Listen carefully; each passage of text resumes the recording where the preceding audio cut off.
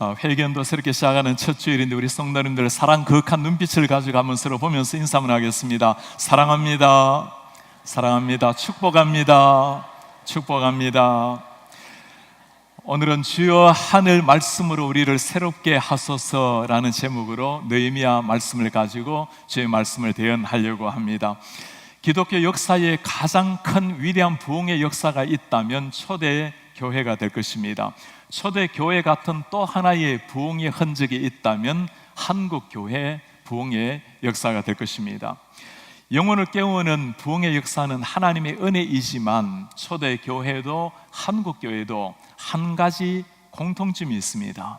하나님의 말씀이 처음부터 흥황하게 일어났던 역사입니다.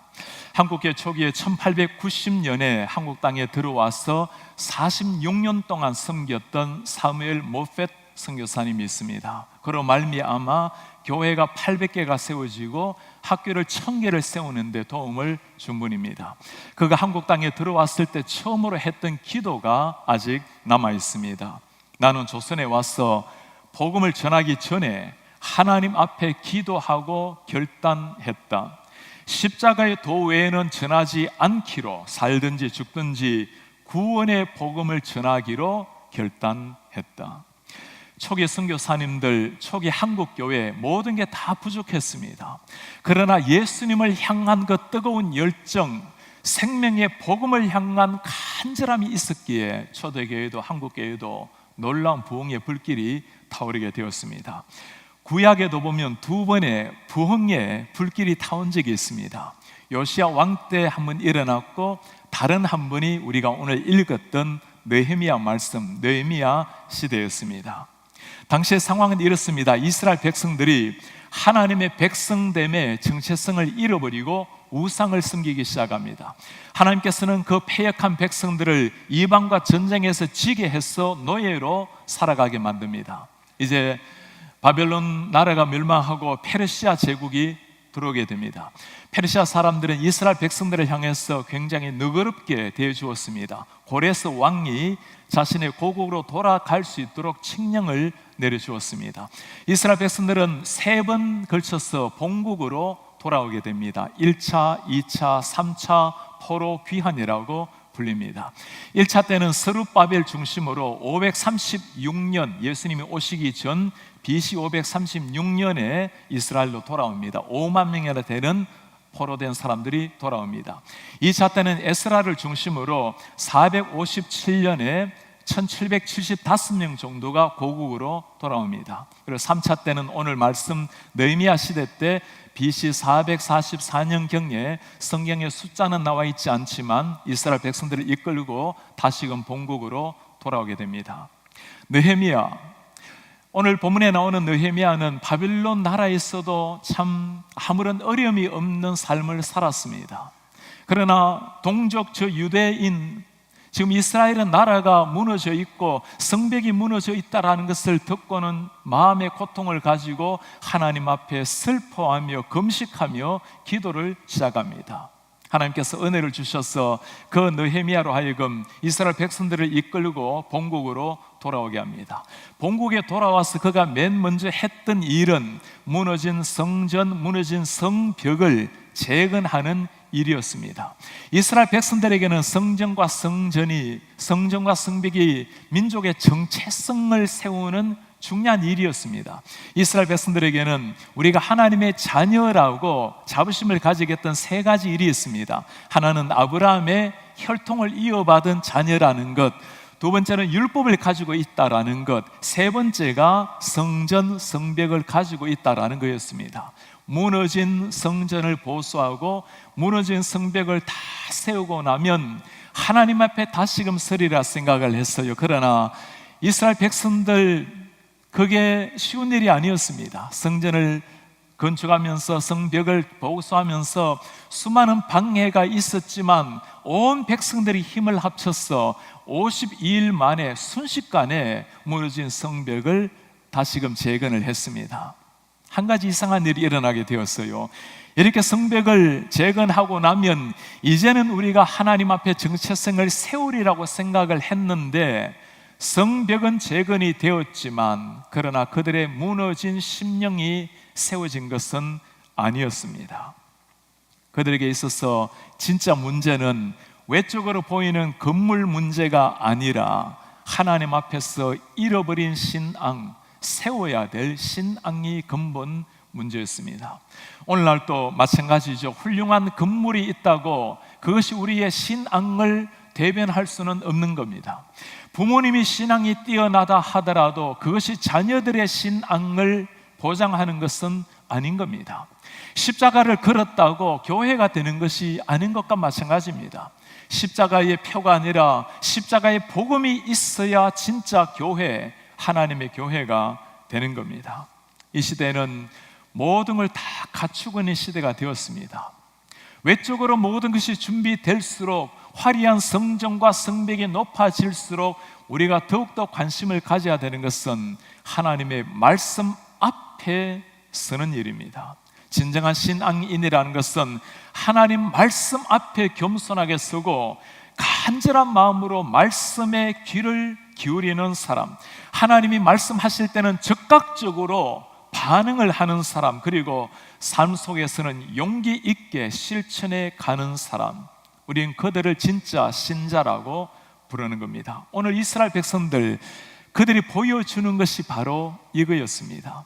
무너진 성벽을 건축하는 것보다 훨씬 더 중요한 것이 하나님의 말씀 앞에 서야 된다는 것을 깨닫게 된 겁니다. 그들의 변화를, 그들에게 일어난 위대한 부흥을 통해서 우리가 세 가지 발견을 할 수 있습니다. 첫째는 영적 부흥의 시작은 하나님 말씀 앞에 서는 일입니다. 말씀 앞에 설 때 그때 비로소 진정한 영적 변화 부흥이 일어난다는 말씀입니다. 1절에 하는 말씀이에요. 이스라엘 자손이 자기들의 성읍에 거주하였는데 이제는 포로생활 끝내고 돌아와서 고향으로 돌아간 겁니다. 7째 달에 이르러서 모든 백성이 일제히 수문 앞 광장에 모여 학사 에스라에게 여호와께서 이스라엘에게 명령하신 모세의 율법을 가져오기를 청하매, 성벽 건축을 마쳤다고 헌당식을 기뻐하거나 고향으로 돌아가서 가족 친지들과 보내는 것이 아니었습니다. 모든 백성들이, 사람들이 함께 모이는 수문 앞 광장에 다 모였습니다. 무너진 성벽보다도 더 중요한 것은 그들의 무너진 신앙, 하나님 유일 신앙을 세우는 것이라는 것을 깨닫게 된 겁니다. 말씀만이 새롭게 할 수 있다는 것을 알고 율법 앞에 서게 된 겁니다. 왜 그랬을까요? 그들의 조상들이 무너진 이유를 잘 아는 사람들입니다. 하나님의 백성들이 무너진 이유가 뭐죠? 왜 하나님을 모르는 저 이방인들에게 잡혀가서 포로로 노예로 살아야 됩니까? 하나님의 말씀을 버렸고 하나님을 떠났을 때 하나님이 그들을 버리신 겁니다. 인류 조상의 본래 죄악이 무엇이었습니까? 선악과를 하나 따먹기 전에 하나님의 말씀을 근본적으로 왜곡하고 변화시켜 버린 것, 하나님의 말씀을 어겼을 때 그들을 기다린 것은 하나님 앞에 무너지는 죽음으로 이끄는 범죄였습니다. 다시 한번 그들은 이 말씀 앞에 자신들을 세우게 되었습니다. 오늘 말씀이 기록되어 있었던 2400년 전이나 초대교회가 역사에 일어났던 2000년 전이나 오늘 우리도 다 마찬가지입니다. 말씀 앞에 설 때, 하나님을 만날 때, 하나님 앞에서 내 자신을 발견할 때, 그때 진정한 영적 변화, 부흥이 일어나게 되는 겁니다. 초대교회도 위대한 부흥을 이루었지만 기독교 역사에 또 한 번 부흥의 역사라면 종교개혁을 들 수 있을 겁니다. 차가운 중세를 뚫고 종교개혁이 일어났던 시대, 종교개혁과 투사들 구호를 가지고 이룬 것이 아니었습니다.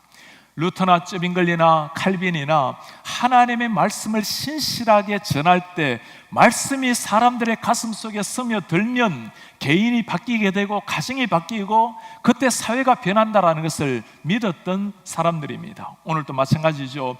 종교개혁 전통 위에 서 있는 개혁교회, 이 시대 개신교도 진정한 변화의 비결은 하나님의 말씀이 나를 비출 때 일어난다라는 사실입니다.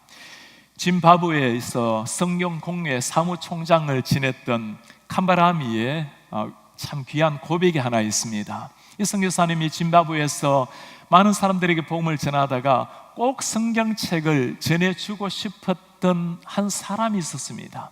이분은 극심하게 기독교를 반대하는 사람이었고, 성경책을 전해주면 내가 그것 한 장 한 장 찢어서 담배로 말아서 피우겠다고 공언했던 사람입니다. 선교사님이 그에게 한 가지 부탁을 했어요. 내가 주는 신약 성경을 한 장 한 장 찢어서 담배 말아서 피우기 전에 꼭 읽어보고 담배를 피워주세요. 그리고는 헤어진 지가 15년이 되었습니다. 이분이 예수님을 만나고 변화를 받게 되었어요. 15년 만에 한 회의장에서 만나서 그가 하는 고백을 듣게 되었습니다. 나에게 전해진 그 성경책을 가지고 담배를 말아서 마태복음을 다 피웠습니다. 마가복음을 피우고 누가복음을 피우고 요한복음 3장 16장에 멈추게 되었습니다. 하나님이 세상을 이처럼 사랑하사 독생자를 주셨으니 그를 믿는 자마다 멸망치 않고 영생을 얻게 하려 하심이라. 이 한마디 말씀이 그의 심장 속에 차고 들어오게 된 겁니다. 복음 전도자가 되었고, 그 수많은 사람들 앞에서 그 생명의 복음, 예수의 이름, 성경의 능력을 간증하게 되었습니다. 이것이 바로 하나님의 말씀의 능력인 겁니다. 이 말씀 앞에 나왔던 이스라엘 백성들, 그들이 누가 나왔는지를 보면 참 놀랍습니다. 오늘 1절에 모든 백성이 일제히 모였다 말합니다. 2절 마찬가지죠. 일곱째 달 초하루에 제사장 에스라가 율법책을 가지고 회중 앞 남자 여자 알아들을 만한 모든 사람 앞에 이르러, 전 민족의 다시금 회복해서 돌아왔던 이스라엘 백성들 마음속에 모든 가정마다 모든 식구들마다 하나님 말씀 앞에 서게 된 위대한 영적 부흥이 일어난 겁니다. 오늘 우리가 광고해 드린 것처럼 우리 이런 자녀 찾기 이번 3달 동안 시작을 했습니다. 이런 자녀 찾기, 우리 자녀들 가운데서는 복음으로 회복이 돼야 될 자녀들도 있고 아직 복음을 모르는 자녀들도 있을 수 있습니다. 우리 3달 동안에 특별히 20대, 30대, 40대 우리 영어권, 한우권들, 우리 젊은이들 이번 기회에 꼭 주님 앞에 인도하셔서 한 번은 만나야 될 이 주님, 그들이 주님 앞에 서고 장차 가정을 이루어서 하나님의 말씀으로 신앙의 명문가를 이룰 수 있도록 우리가 먼저 주님 앞에 영적 변화가 일어나고 우리의 자녀들 하나님 앞에 꼭 세워내는 이런 하나님의 사람들, 우리 부모님들 되시기를 주의 이름으로 축복합니다. 오늘 말씀을 들었던 사람들, 그들이 들은 자세가 어땠는지 3절에는 잘 말해줍니다. 수문학 광장에서 새벽부터 정오까지 남자 여자 알아들을 만한 모든 사람 앞에서 읽음에 뭇 백성이 율법책에 귀를 기울였는데, 새벽부터 정오 6시간 이상을 하나님의 말씀에 귀를 기울이면서 요동도 하지 않았던 사람들, 하나님의 말씀이 그들 속에 임했을 때 위대한 부흥이 일어나게 된 겁니다. 제가 이전에 캐나다에서 연락을 하나 받게 되었습니다. 제가 미국에서 발표한 논문을 캐나다 학술지에 꼭 좀 실었으면 좋겠다라는 부탁이었습니다. 주로 미국에 한국에서 논문을 싣고 발표하는데 그 이유를 그렇게 말씀을 해요. 목사님께서 쓰신 그 논문이 지금 무너져가는 캐나다 교회를 위해서 꼭 필요해서 그렇습니다. 제가 발표했던 논문이 존 네비우스의 선교 전략이라는 제목이었습니다. 존 네비우스, 한국 교회 초창기에 부흥을 연구하다 보면 제일 먼저 떠오르는 이름이 존 네비우스라는 사람입니다. 이분이 미국 출신으로 중국에 선교사로 갔다가 노년에 일본에 가기 위해서 한국을 거쳐갑니다. 그때가 1890년이었습니다. 한국에 7명의 선교사님들이 계셨어요. 그 7명의 젊은 선교사가 이 노 선교사님께 우리에게 선교 전략을 좀 가르쳐 달라고 부탁을 합니다. 일주일 동안 집중적으로 선교 전략 강의를 해요. 그때 했던 유명한 강의가 선교는 자립, 자전, 자치가 중요하다고 가르칩니다. 한국인들 스스로가 교회를 섬길 수 있도록 스스로 교회를 세우고 스스로 전도하고 스스로 리더십을 가질 수 있도록 선교사가 가지는 것이 아니라 한국인들에게 주라는 강조였습니다. 그리고 몇 가지 강조한 것 중에 하나가 성경 공부였습니다. 철저하게 성경 공부로 사람들에게 말씀을 가르쳐 주세요. 제가 연구한 것은 그 세 가지가 아니라 한국교회가 이렇게 영적 부흥을 맞이하게 된 것은 성경 공부야말로 정말 한국교회를 변화시켰다라는 것을 주장하는 일이었습니다. 우리 한국 초창기에 예전에는 양반 상놈이 있었지만 이제는 나라가 변화되고 모든 사람들이 평등하게 되고 그때 일어난 게 한글을 배우는 바람이었습니다. 모두가 한글을 깨치기 시작했고 그것을 가장 잘한 곳이 교회입니다.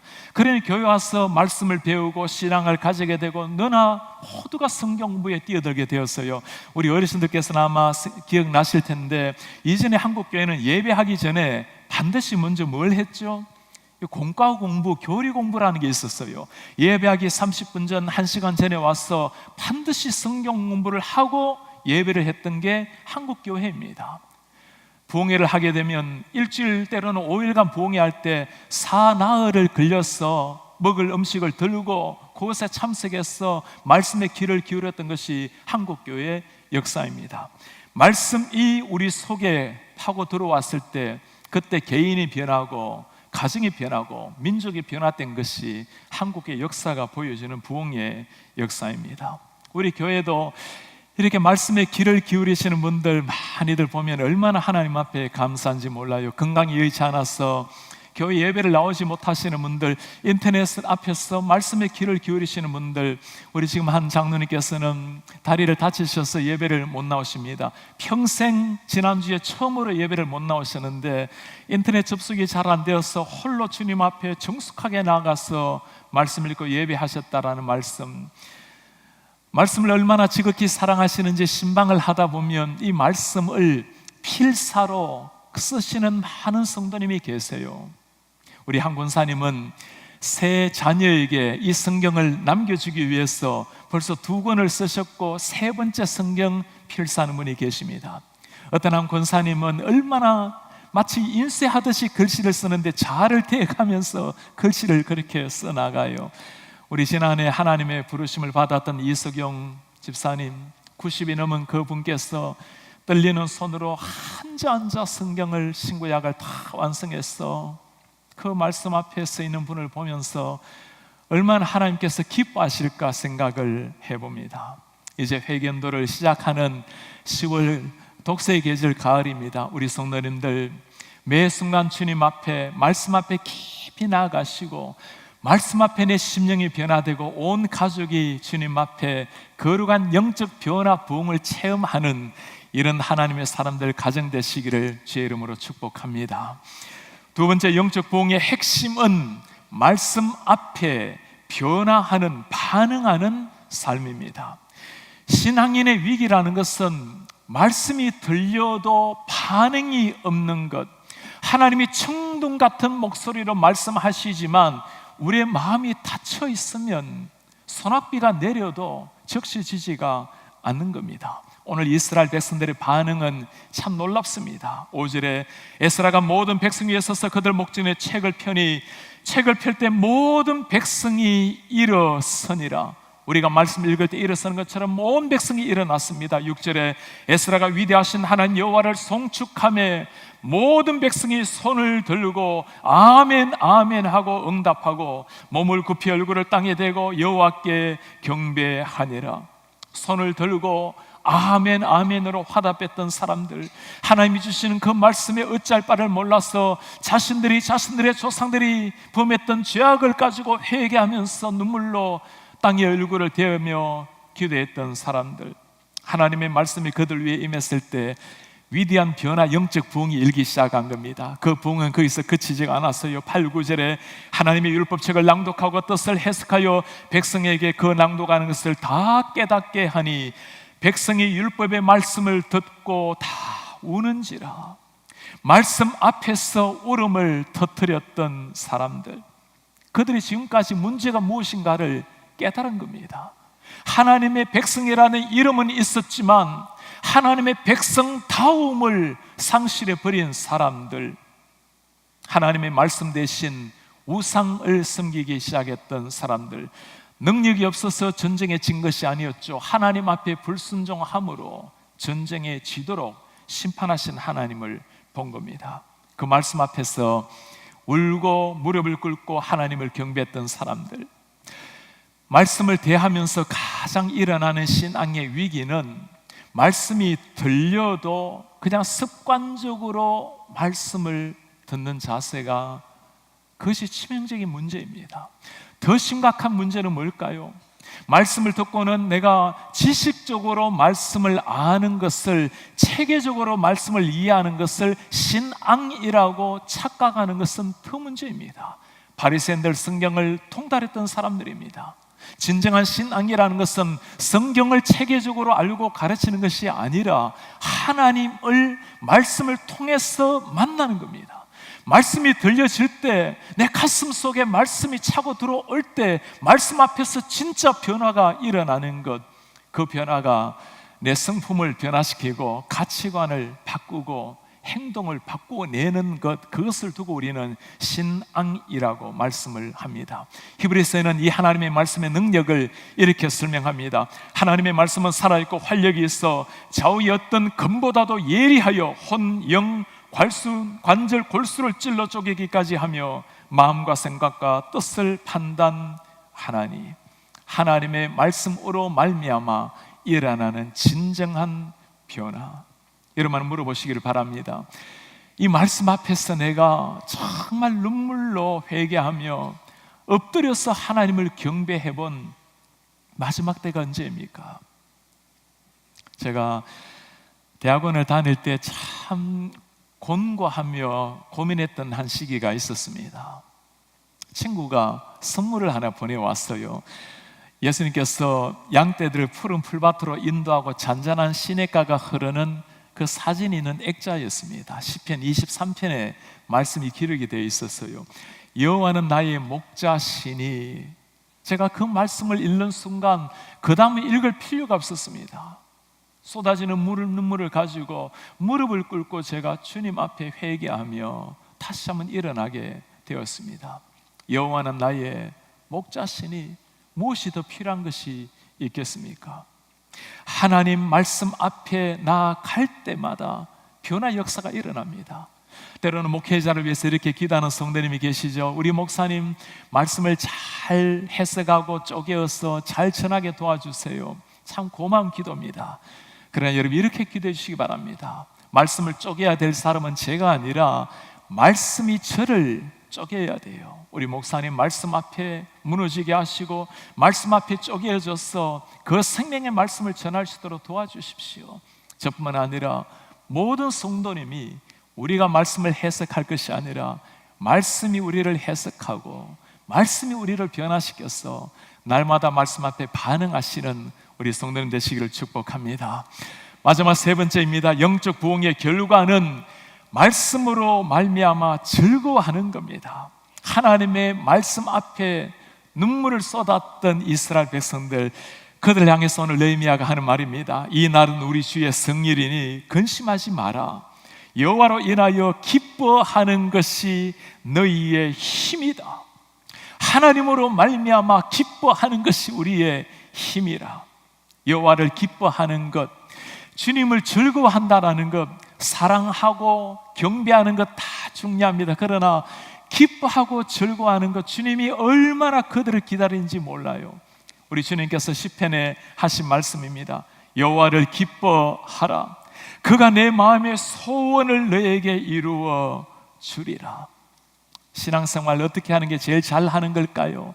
하나님이 주신 그 기쁨, 감격 가지고 매일 살아내는 겁니다. 우리 교회 한 성도님 중에 참 공고한 인생, 우울증으로 고통스러운 삶을 살다가 처음으로 우리 교회를 나오셨습니다. 예수님을, 말씀을 묵상하면서 예수님을 만나게 되었어요. 지금은 그의 얼굴을 보면 해같이 빛나는 얼굴을 통해서 그 모습을 가지고 전도하는 분이 계십니다. 때로는 우리가 말씀으로 증거하는 것보다 훨씬 더 강렬한 것이 우리가 보여주는 삶, 만면에 나타나는 그 감격과 기쁨, 그걸 통해서 사람들은 우리 속에 살아계신 예수님을 만나게 될 것입니다. 2019년도 회개연도의 첫 주일입니다. 우리 성도님들, 오늘 이스라엘 백성들이 하나님 말씀 앞에서 진정한 영적 변화가 일어난 것처럼 초대교회 2000년 전 그리고 100년 전 한국교회에 말씀으로 말미암아 영적 부흥 변화가 일어난 것처럼 우리 성도님들, 우리 온 가정 교회 위에 이 말씀으로 말미암아 영적 부흥이 일어나는 한 해가 되기를 축복합니다. 우리 개인적으로 말씀 앞에 반응이 일어나고 말씀이 심장 속에 파고 들어왔을 때 하늘의 기쁨과 감격이 넘치는 우리의 삶 자체가 하나님께 영광이 되고 삶 자체가 살아계신 주님의 증거가 되는 이런 하나님의 사람들 되시기를 주님의 이름으로 축복합니다. 존귀하신 하나님 아버지, 고맙습니다. 오늘 2019년도 회개연도를 맞이하면서 그 옛날 하나님의 말씀으로 말미암아 일어났던 위대한 부흥 역사를 보았습니다. 우리 하나님, 이 말씀 앞에 날마다 새로워지게 하시고 말씀으로 내 자신과 우리의 가정과 우리 온 교회가 생명의 말씀으로 거룩한 변화 부흥의 역사가 일어날 수 있도록 은혜 도하여 주옵소서. 모든 것 주님 앞에 감사를 드리며 예수 그리스도의 이름으로 기도하옵나이다. 아멘.